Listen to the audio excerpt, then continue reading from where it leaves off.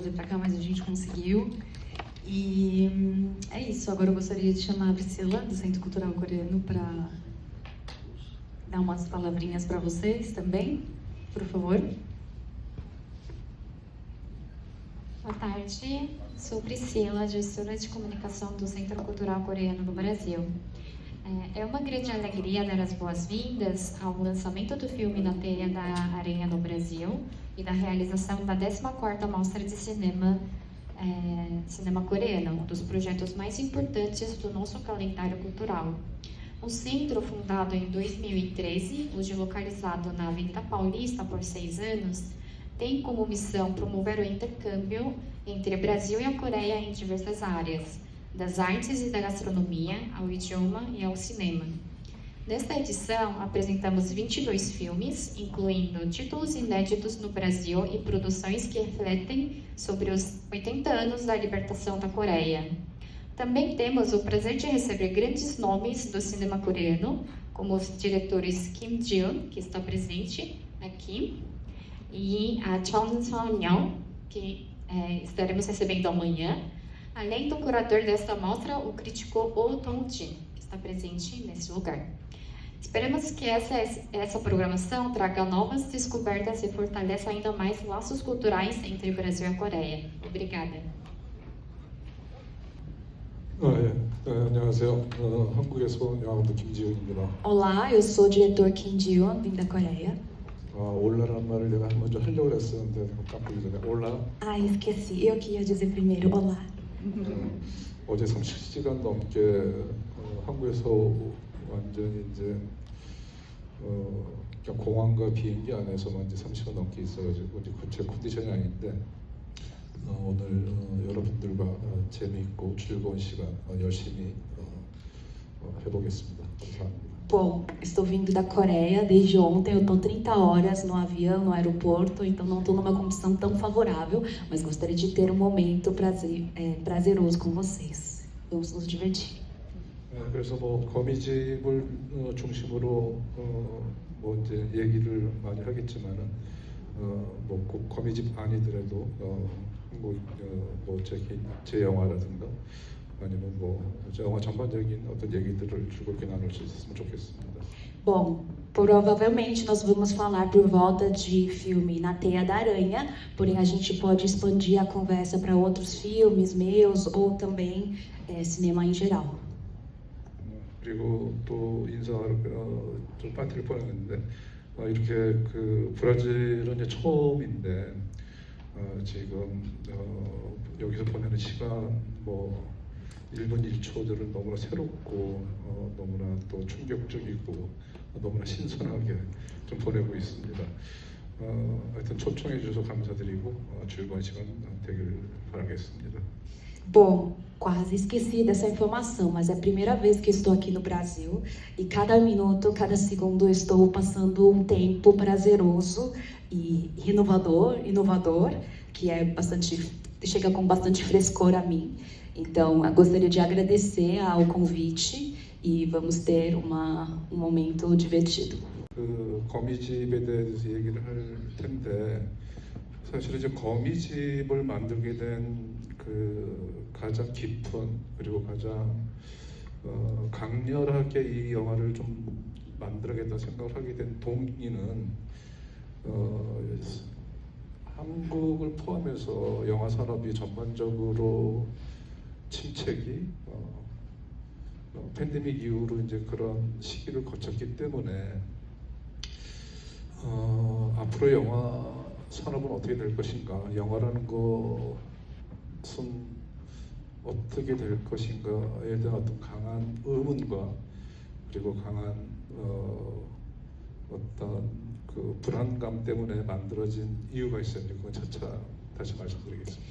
Bom, nós vamos falar sobre Na Teia da Aranha, né, o filme que está aqui, mas basicamente a grande força, a grande motivação que me fez a fazer este filme Na Teia da Aranha foi essa situação pós-pandêmica, que é da crise que a indústria cinematográfica enfrenta em geral, não só na Coreia, mas mundialmente. Então, com essa interrogação, com essa dúvida, com este questionamento forte e a ansiedade e insegurança, eu fui fazer este filme. 이제 팬데믹 기간 중에 이제 모든 것이 멈췄잖아요. 그 사람들이 모일 수 있는 곳은 모두가 다 문을 닫고 그리고 사람들이 함께 모여서 무언가를 함께 할 수 있는 것들이 다 멈춰 상태. 그 중에서 문화공간 중에서 이제 그 극장만이 가지고 있는 그런 어떠한 고유의 함께 어두운 공간 안에서 한 환한 한 스크린을 응시하면서 함께 즐기고 함께 느끼고 함께 공감하는 어떤 그러한 것들이 팬데믹으로 인해서 이제 많이 이제 그런 시간과 기회들을 그 공간들을 잃어버렸는데 그래서 팬데믹 이후로 영화는 어떻게 될 것인가에 대한 불안감들이 있었고 Bom, então existia essa insegurança, né, em relação à situação pós-pandêmica, em relação ao cinema, pois depois, né, assim que ocorreu a pandemia, tudo tinha que parar, certo? A gente não podia nos reunir mais, as portas fecharam e esse espaço, esse momento em que a gente podia se reunir num espaço cultural, onde a gente chama de cinema, teatro de cinema, que é um espaço fechado, escuro, aí a gente vê uma tela em claridade e você compartilha as mesmas sensações, você tem um compartilhamento de sensações. Isso tudo, por conta da pandemia, a gente teve que cessar um momento. Então, de fato, né, foi uma perda que aconteceu com a pandemia e isso fez com que criasse essa ansiedade. 그래서 이제 이제 극장도 문을 닫았고 그리고 또 영화 현장도 이렇게 완전히 닫힌 상태에서 이제 영화에 대한 생각들을 많이 하게 된 것 같아요.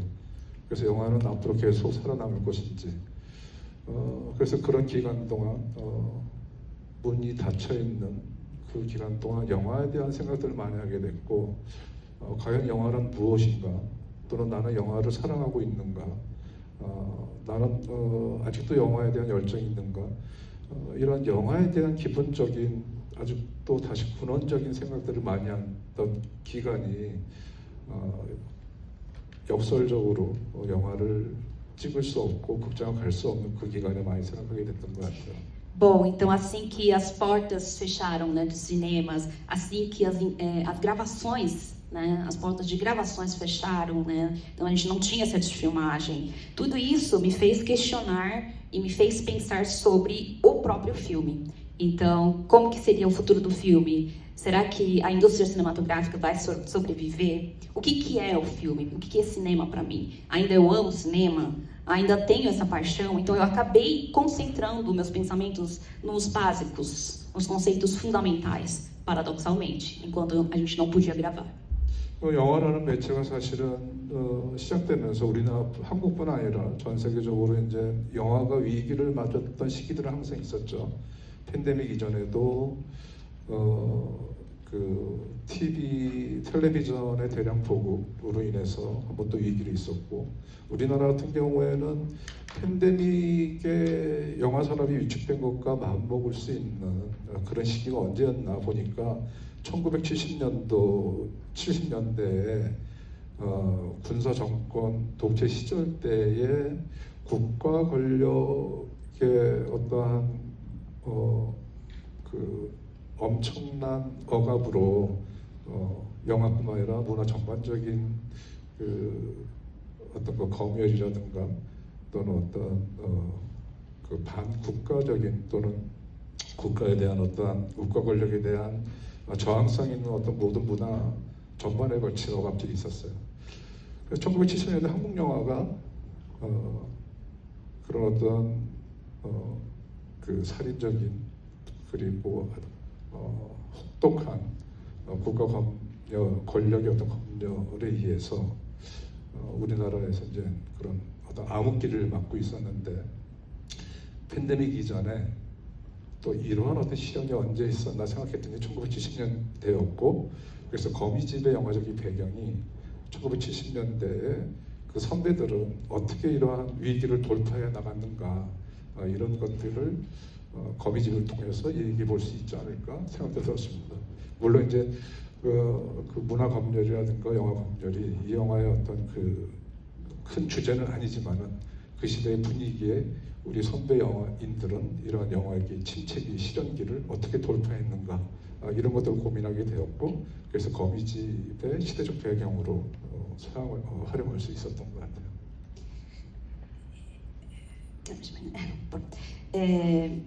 Então, deixa eu só resgatar aqui que tá longa a lista agora. Bom, então a gente enfrentando essa situação, né, com a pandemia e a crise do cinema, eu fui tentar lembrar quando que a Coreia passou por uma outra crise, porque de fato crises na indústria de cinema já houve, né, mundialmente, não só na Coreia, antes da pandemia.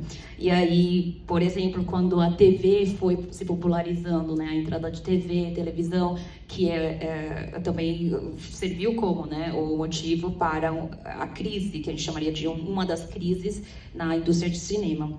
E eu fui tentar observar isso dentro da Coreia, né? Se houve alguma outra vez de crise, que a gente poderia chamar de crise na indústria de cinema coreana. E aí eu pude resgatar a história dos anos 70. Na década de 70 a gente teve um governo militar e o poder do Estado tinha uma opressão, né, uma censura muito forte e muito violento sobre o cinema. Não só em cima do cinema, mas em cima da cultura em geral. Então, teve esse movimento de resistência e isso me fez lembrar de que anos 70 foi, de fato, uma outra crise na indústria de cinema da Coreia. Passando por essa censura violenta, né, até assassina, segundo as palavras do diretor, a gente teve essa era da escuridão na indústria de cinema lá na Coreia, que é quase igualável à pandemia, à era da pandemia. E quando eu fui resgatar essa memória, essa experiência acabou servindo como um contexto histórico para essa obra, né, Na Teia da Aranha, porque eu fui ver como que os nossos veteranos, cineastas veteranos coreanos, superaram essa crise do cinema nessa época. Não que o filme, né, Na Teia da Aranha, fale sobre isso, o tema seja sobre censura, mas eu tentei resgatar esse contexto histórico para também me inspirar dessas experiências de superação de crise dos nossos veteranos. 근데 이제 그게 당대에 있어서 다른 저만의 고민은 아니었던 것 같아요. 그 당시, 그 거미집이 나왔을 당시에 이미 다른 전 세계의 영화 감독들도 아마 영화 미래에 대한 불안감과 또 어떠한 성찰들을 그런 시간들을 맞이했던 것 같고, 그래서 뭐 스필버그도 파벨만스라는 영화를 만들었고, 그리고 나니 모레티 감독도 그 영화에 대한 영화를 얘기했고, 타란티노도 원스 오브 타임이 헐리우드라는 영화로 영화가 한창 미학적으로나 산업적으로 활발했던 미국의 어떠한 시기들을 얘기를 했고, 또 데미안 셰첼 감독도 최근에 이제 엄청난 그 복고적이긴 하지만은 영화에 대한 얘기를 했던 것 같고, 그 저뿐만 아니라 동시에 전 세계적으로 많은 감독들이 영화에 대한 성찰과 불안감을 그런 식으로 표현한 것이 아닌가 생각이 듭니다. Mas acredito que essas reflexões não ficaram só comigo, né? Parece que essa insegurança, essa dúvida em relação ao futuro do cinema também esteve no pensamento de outros cineastas. A gente pôde ver que essa insegurança, essas reflexões foram transparecendo nos filmes de diretores como Spielberg, Nanni Moretti, Tarantino, Daniel Seti e claro que Daniel ele trouxe de um jeito mais retrô sobre o cinema, mas todos esses diretores também falaram sobre o cinema. 근데 다른 미국이나 뭐 다른 유럽 국가들은 팬데믹 이후로 회복률, 극장의 회복률이 한 70%, 80%까지 회복됐는데 한국은 거기 못 미치는 것 같아요. 거의 반토막이 난 상태고, 그리고 어쨌든 플랫폼의 위력이 더 팬데믹 이후로 그 산업 자체가 이제 활성화되고 어떤 일종의 어떤 문화 권력으로서 이제 자리하고 있어서 다시 한번 이제 영화가 앞으로 생존할 수 있는 것 방법이 무엇일까? 뭐 저도 되게 무척 많이 고민이 되고 많은 감독들과 영화 관계자분들이 새로운 활로를 찾아서 많은 고민과 연구를 해야 될 때가 아닌가 생각합니다. Bom, então, quando a gente vê pós-pandemia a recuperação do cinema em outros países como Estados Unidos, países europeus, a gente vê que eles recuperaram na porcentagem de 70% a 80%. Já a Coreia caiu pela metade e não conseguiu recuperar mais do que isso. Então a gente vê que cada vez mais as plataformas crescem, né, com uma força, um poder cultural, e que ela está se tornando um mercado também. E a gente continua, né, questionando sobre como as formas, os métodos de sobrevivência do cinema. E eu também faço parte disso, junto com os produtores e outros cineastas colegas, que eu acho que é o momento de a gente realmente trazer novas vertentes, novas frentes, umas soluções para isso. 제가 그 두 편이 다 사실은 이제 그 역사적인 시대, 어떤 그 특정 역사적인 시대를 배경으로 하고 있는데, 제가 뭐 이렇게 역사 의식이 뚜렷하거나 또는 어떤 역사관이 어떤 명확한 역사관이 있는 사람은 아니에요. 이제 그래서 공교롭게 두 편이 다 작가가 있었고, 제 오리지널 시나리오가 아니고 또 다른 작가 원작자가 있었고, 그걸 가지고 이제 제 방식대로 각색 과정을 거쳐서 이제 나타난 작품이고, 두 작품 다 공통점이 있다면은 무언가 폭력적인 그 권력으로 인해서 어떤 그 국가 권력 또는 어떤 그 제국주의의 권력, 뭐 이런 어떤 폭력에 의해서 어떤 어려운 시기가 있지만은 그래도 그것을 돌파해 나가는 어떤 그런 공통점이 있는 것 같아요. 마찬가지로 이제 그것을 제가 저의 어떤 시각으로 조망하고 조명했기 때문에 지금 이러한 어려운 시기에도 영화 감독으로서 또는 아티스트로서 그때 그런 작품들을 조망했던 시각, 또 세계관으로 어려울수록 뭔가 그 힘을 잃지 않으려는 어떤 신념들이 되게 중요한 것 같고, 거미집도 사실은 여러 가지 주제가 있을 수 있지만은 밀정도 마찬가지고, 그래서 그 한국에 이제 중꺾마라는 어떤 그 신조어가 있는데, 중요한 것은 꺾이지 않는 마음, 그런 정신이 뭐 그 일제 시대 또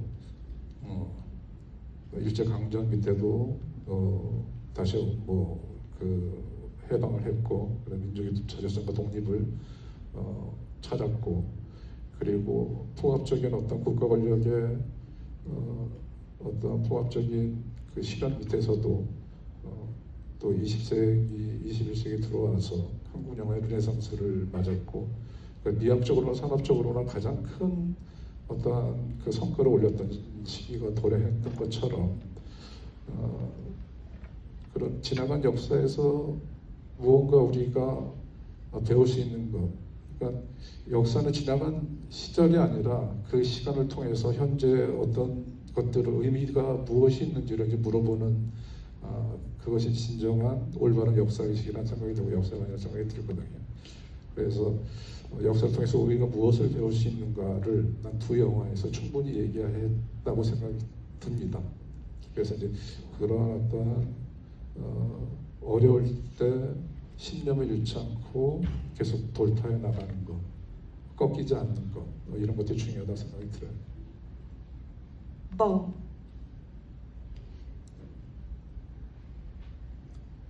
curiosamente, como você disse, esses dois filmes, eles têm um contexto histórico, né, de épocas históricas como contexto de tempo do cinema. eu não sou uma pessoa que eu diria que eu sou super consciente historicamente, né? Uma pessoa super consciente, né, em termos de história. E, curiosamente, essas duas obras, a gente teve roteirista original, quem escreveu originalmente o texto, o sinopse, o roteiro dessas duas obras, e eu adaptei, e eu dirigi conforme a minha perspectiva, no meu estilo, na minha interpretação. E ambos, né, falam sobre uma violência, um poder, né, do Estado, um poder do domínio japonês, né, da opressão japonesa. Então a gente fala de dois momentos, duas eras da história super difíceis que nós tínhamos que enfrentar. E aí fala sobre esse enfrentamento, sobre, né, encarar esses momentos críticos. Então, eu tentei trazer essa luz, essa iluminação, né, minha, sobre essa perspectiva de como enfrentar com valor essas épocas críticas. Então, acredito que eu, como diretor, como artista, é uma forma como eu trabalho em relação à história, essas crises que você mencionou. E quanto mais difícil for, né, a gente não perde a força para enfrentar. E eu acho que isso faz parte da minha cosmovisão, da minha crença, né, dos meus valores. Então, em coreano, a gente tem uma expressão que é uma abreviação, Chungkokma. O importante é você não perder o coração não quebrar no meio. Então, realmente, eu tentei falar sobre esse valor, né? Essa forma, como essa perspectiva, como eu enxergo sobre a crise e o enfrentamento disso, o encarar disso. Acredito que, né, tanto durante a história, quando a gente for ver sobre essas crises históricas, sobre isso a gente teve século XX também, que curiosamente a gente viu o crescimento, né, da indústria cinematográfica.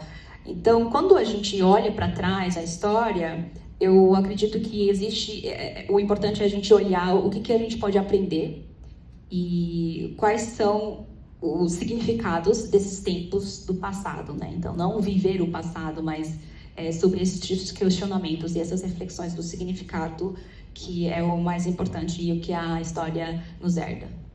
영화는 계속 살아남겠죠. 뭐 플랫폼이 바뀌는 것뿐이지만, 근데 이제 우리 김지훈 감독이 얘기하는 것은 영화가 영화적인 영화가 계속 살아남느냐, 흔히 얘기하는 극장 영화라고 얘기도 합니다만, 영화적 미학을 지킬 수 있느냐의 투쟁, 뭐 싸움 이런 것을 하고 있는 시기라고 생각하고, 그것이 아마도 전 세계의 어떤 영화 아티스트가 공이 생각하는 어떤 그런 기준점이 아닌가 생각하고요.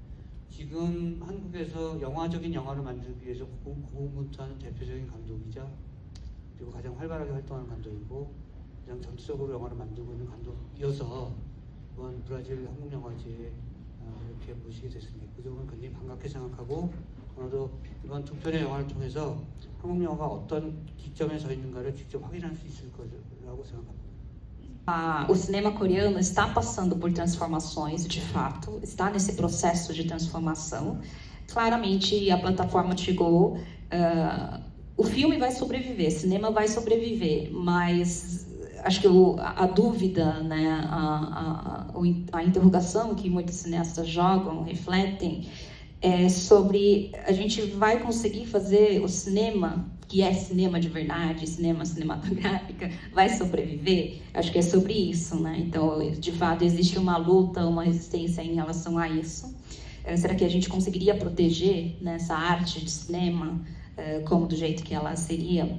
Então, o diretor Kim Ji-woon é um desses diretores que na Coreia está ativamente trabalhando, né, refletindo sobre esses questionamentos, e por isso que a gente convidou ele, a gente tentou trazer ele aqui para o Brasil, junto a outros cineastas, né, do mundo que pensam sobre este questionamento. Então, eu estou muito feliz que a gente pôde fazer esse momento junto com o Kim Ji-woon, diretor Kim Ji-woon, e espero que a gente possa ter essas reflexões sobre o cinema em geral durante esse momento que a gente vai ter durante a mostra. Provavelmente a gente vai ter esse momento gostoso.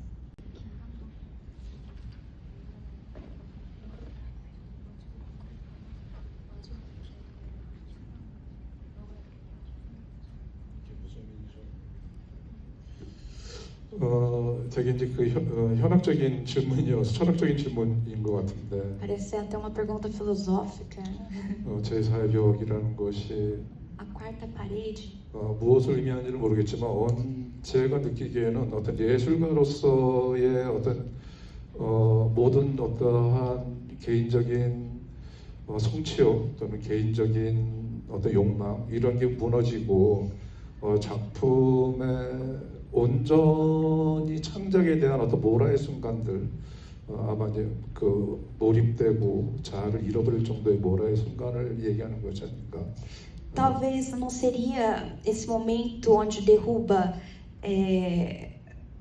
esse espírito artista que é muito sobre o desejo pessoal, o desejo artístico do próprio do indivíduo, do diretor, ele só fica focado, né? Esse ego cai e talvez não seria o momento em que ele fica totalmente envolto somente e unicamente no processo criativo? Será que não seria isso? 그게 아마 이제 그 영화상에서는 화재 장면서부터 시작하는 것이 아닐까 생각이 들어요. E será que isso não começa a partir do momento da cena do incêndio dentro do filme? 화재 장면에는 이 김 감독의 개인적인 어떤 트라우마와 옛날에 어떠한 기억들이 있었던 것이었고 É uma cena que reflete muito o trauma pessoal desse diretor Kim e a memória dele do passado.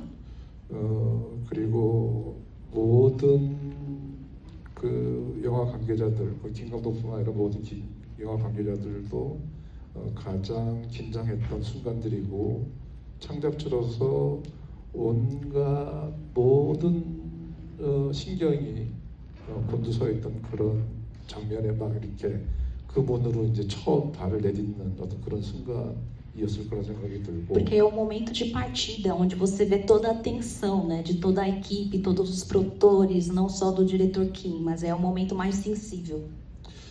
그래서 그 자연인 또는 개인의 어떤 모든 다른 그 사소한 감정이 완전히 사라진 상태에서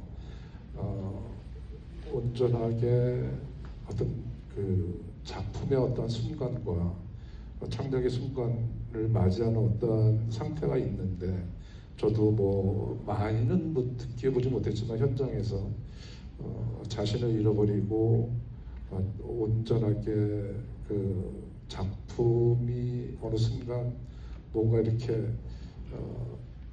피어나는 또는 그 맞닥뜨리는 어떠한 그 희열의 순간들이 있는데 그때가 아닌가 생각이 들고 이제 그것은 정말 꾸었던 꿈이 현실로 이루어지는 어떤 과정이고 그것을 눈앞에서 그것을 체험하고 있고 순간 자신이 창작자이면서 또는 관객이 되는 어떤 그 두 가지를 다 함께 경험하는 창작자로서 느끼는 가장 큰 희열의 순간이 아닐까 그런 생각이 들고 자기가 만든 것을 구경꾼 또는 관객이 입장이 됐을 때 사실은 어떤 그 모라의 상태가 되거든요. 그리고 그것이 창작자로서는 가장 중요한 모티브 어떤 시간이 되는 것이 아닌가 생각이 드는데 그때 그 타이밍이 아닌가 생각이 들어요. Bom, então eu acredito que não, eu penso, né, que talvez seria este momento onde ele perde o indivíduo, o seu ego, o próprio ego, mas ele fica totalmente envolto na arte, né? Pequenos detalhes, pequenos sentimentos, pequenas emoções, elas desaparecem e totalmente você encara com a obra artística dele, né, do próprio. E é como se essa obra de arte ela florescesse, né? Então é um momento onde você elimina o seu eu e o eu indivíduo, né, como pessoa e fica lá somente como um artista. E aí, quando a gente vê, eu não tive muitos momentos assim, mas em alguns momentos, durante as gravações, durante o trabalho, às vezes eu encaro com esses momentos onde eu realmente perco, né, o meu, eu, e fico totalmente envolto nesse processo artístico. E é como se fosse um momento, é um processo, né, que transforma o sonho, como se você tivesse sonhado e esse sonho ela transforma numa realidade. 하겠다는 생각도 드는데 Será que não devia ter pedido para ela perguntar? São várias perguntas, né? 70년대 영화들이 이제 제가 유년 시절 때 아주 어렸을 때 봤기 때문에 Dos anos 70, assim, os filmes dos anos 70 eu vi quando era criança também. 그 영화의 완성도와 상관없이 그냥 영화라는 매체를 완전히 이제 그 정신없이 볼 때여서 모든 영화 70년대에 봤던 처음으로 대했던 70년대 대중문화들 뭐 영화, 가요 이런 것들에 대한 노스텔지어와 어떤 기억들이 생생하게 남아 있었던 것 같아요. Então, mais do que falar sobre como que era o acabamento, né, dessa obra de arte dos anos 70, do cinema, eu lembro que eu assistia, eu consumia esse tipo de cultura, esse tipo de meio, né, canal de comunicação, e não só o cinema, mas as músicas, tudo que eu consumia culturalmente nessa época, resta a mim como uma nostalgia, né, como uma memória boa. 70년대 한국 영화는 이제 뭐 동시 녹음이 시작되기도 했지만은 이제 대부분의 영화들이 이제 그 더빙을 할 때였고 더빙의 그 발성이나 화법 자체가 되게 과장적이고 그리고 이제 그 주인공과 조연 또는 단역들의 그 대화하는 투가 말투가 이제 다 많이 달라져서 이제 그게 이제 그런 조금 과장되거나 아니면 그 잔뜩 멋을 대사에 그 발성법에 넣거나 이런 것들이 지금 현재로서는 상당히 이제 그게 어떤 밈처럼 재밌고 우스꽝스러운 어떤 부분들이 있었는데 이제 그러한 그 당시에 더빙 그 영화들을 이제 현재 배우들이 그것을 해야 되는 것 그것도 이제 되게 재밌었어요. Bom, na época, né, dos anos 70, já tinha, dentro do cinema coreano, já tinha iniciado a gravação junto com áudio, né, na indústria cinematográfica. Porém, ainda era muito predominante as produções com a dublagem em cima. Então, isso faz com que exija um tipo de ressonância, né, um tipo de você articular, né, na dicção, o jeito de fala, né, o estilo disso, e tudo isso vocês podem ver na protagonista, nos atores, na forma, né, na estilização das falas, como eles articulam, como eles ressoam as falas, né? Então, você pode ver que existe essa estilização que veio sofrendo uma grande mudança para a forma como a gente fala hoje. E aí, se você olhar isso hoje, vira até cômico, né? Se torna até como se fosse um meme. E foi muito curioso a gente trazer essa cultura, esse cinema de dublagem da época sendo interpretado por atores atuais de hoje. 그래서 이제 뭐 유림 역할을 했던 여기 이제 FX의 그 걸그룹 출신이죠. 크리스탈 배우 같은 경우에는 이제 그런 영화를 한 번도 본 적이 없기 때문에 이제 옛날 클래식들을 보면서 그 영화들의 그 배우들의 어떤 대사의 어떤 억양이나 발성들을 따라하면서 근데 그거를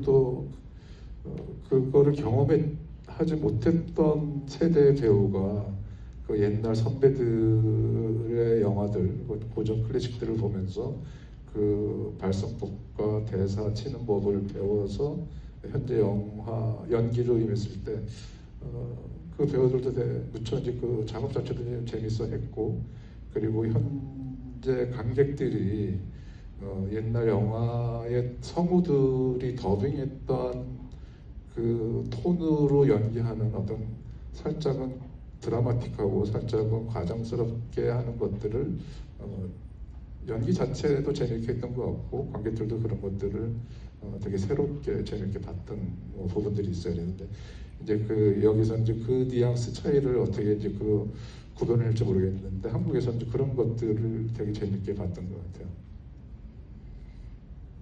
Bom, então, a gente tem, né, uma das personagens, a atriz Crystal, chamada Crystal, né, que ela foi integrante do grupo FX, né, chamado FX, que é um grupo de K-pop lá na Coreia, e essa atriz, ela interpreta o papel de Yuri.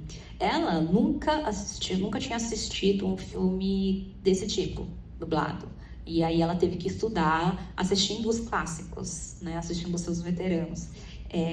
Tanto na dicção, na projeção das falas, e aí trazendo os sotaques, o estilo de fala da época. E esse processo de aprendizado para os próprios atores também, né, na hora de atuar, foi divertido. Foi uma coisa que a gente teve bastante diversão durante o processo. E levando isso para o público também, acho que foi um ponto que foi uma diversão, né, compartilhada com o público, justamente a gente trazer esse tom, né, da fala de um dublador, né. E essa configuração, né, acho que deixou tudo mais dramático, né, porque é uma forma mais exagerada de falas, então acho que isso também virou uma graça para a audiência. Não sei como que essa nuance vai transparecer aqui para o público do Brasil, mas de fato na Coreia houve essa diversão. 네, 이렇게 오늘 이렇게 와주셔서 참석해 주셔서 너무 감사드리고 이렇게 또 아름다운 또 아트하우스에서 제 영화를 여러분들과 만날 수 있게 돼서 무척 기쁘게 생각하고 앞으로 이제 몇 차례 더 이제 여러분들과 만날 수 있는 어떤 시간이 될 텐데 그때 또 다시 또 새로운 주제와 또 다른 얘기로 또 즐거운 시간을 가졌으면 좋겠습니다. 오늘 이렇게 참석해 주셔서 감사드립니다. Bom, mais uma vez, obrigado pela visita, obrigado pelo convite, por estar aqui numa casa artística, né, num cinema tão significativo, e estou muito feliz que meus filmes, minhas obras estarão, né, durante essa mostra.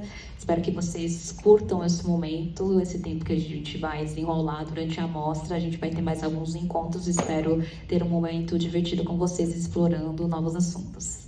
갉아먹은 거야 뭐 이렇게 얘기를 하는데 제가 최근에 영화를 막 끝내서 막 이제 건강이 막 이제 체력이 막 떨어질 때 여기 이제 방문하게 되는데 힘을 내보겠습니다. Bom, então quando a gente termina, né, quando eu termino de gravar um filme, eu acabo sentindo que eu entreguei minha vida, né? Às vezes a gente assiste uma cena difícil e eu falo, nossa, eu ralei, né, a metade da minha vida aí nessa cena. Então, realmente é muito fisicamente desgastante, mas espero ter um momento com muita força renovada aqui durante a mostra com vocês. Obrigada.